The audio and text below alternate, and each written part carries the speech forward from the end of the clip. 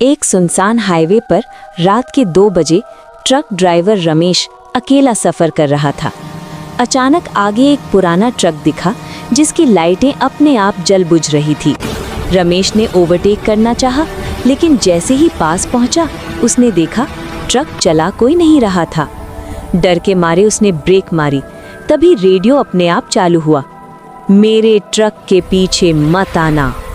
अगली सुबह वही ट्रक सड़क किनारे जला हुआ मिला और रमेश के ट्रक के शीशे पर लिखा था, तू बच गया, अगली बार नहीं।